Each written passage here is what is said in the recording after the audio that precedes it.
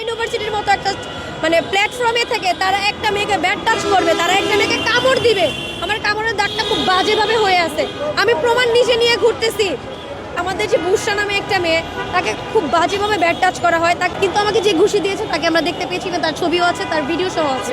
তারা আমাদের ট্যাগ দিয়েছে আমরা বহিরাগত।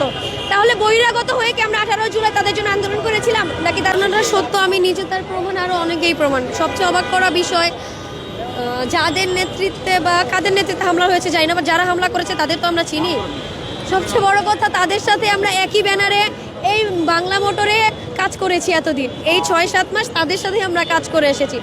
সবচেয়ে অবাক করা বিষয়, এত খারাপ লাগছে যে এই জায়গায় আমিও তাদের বোন ছিলাম, আরও যে বোনদের ব্যাড টাচ করা হয়েছে, মারা হয়েছে, তারাও তাদের বোন ছিল।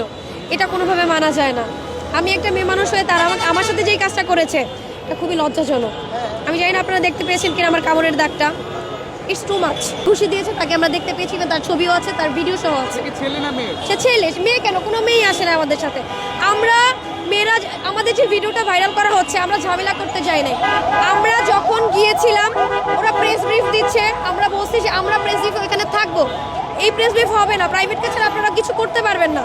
এই জন্য আমরা মেয়েরা আগে গেছি, তারপর আমার ভাইরা পিছনে ছিল।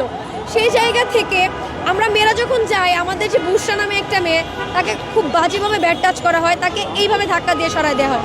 এরপর আমরা শাউট করি, আমাদের গলা তখনই উঁচু করে উঠে যখন বুশরাকে 2 হাত দিয়ে এইভাবে বুকে ধাক্কা দেওয়া হয়। এটা কোনো শালীনতার লক্ষণ না। ঢাকা ইউনিভার্সিটির মতো একটা প্ল্যাটফর্মে থেকে তারা একটা মেয়েকে ব্যাড টাচ করবে, তারা একটা মেয়েকে কামড় দিবে। আমার কামড়ের দাগটা খুব বাজেভাবে হয়ে আছে, আমি প্রমাণ নিজে নিয়ে ঘুরতেছি। খুবই বাজে ছিল। ঢাকা ইউনিভার্সিটির স্টুডেন্টরা কিভাবে এই কাজ করতে পারে? আপনাকে কামড় দিয়েছে কিভাবে, মানে কি আমি জানি না, বাট আমার বডিতে কামড়ের দাগ আছে। আমাকে যখন হুলস্থুল হচ্ছিল তখন হয়তো বা কামড় দিতে, বাট যখন আমাকে ঘুষি দিতে, ওই ভিডিও ডিরেক্ট আছে। আমাকে যে ঘুষি দিতে, এবার আমি যে সেন্সলেস হয়ে গেছে অলরেডি। এটা ফেসবুক বলেন, ইউটিউব বলেন, সব কিছুতে সোশ্যাল মিডিয়াতে ভাইরাল। তারা ছাড়া কে কামড় দিবে? আমার ভাই আমাকে কামড় দিবে, আমার প্রাইভেট আমাকে কামড় দিবে, আমার প্রাইভেট আমাকে চিনে না। আপনারা কেমন কোশ্চেন করেন?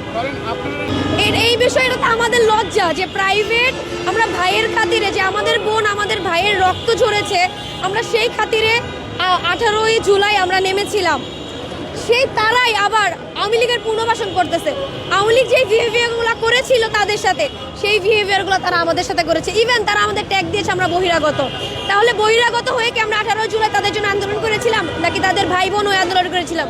এই প্রশ্ন আমার দাবির কাছে, যে তারা যে আমাদের বহিরাগত ট্যাগ দিয়েছে, এই উত্তর আপনারা দিয়ে যাবেন।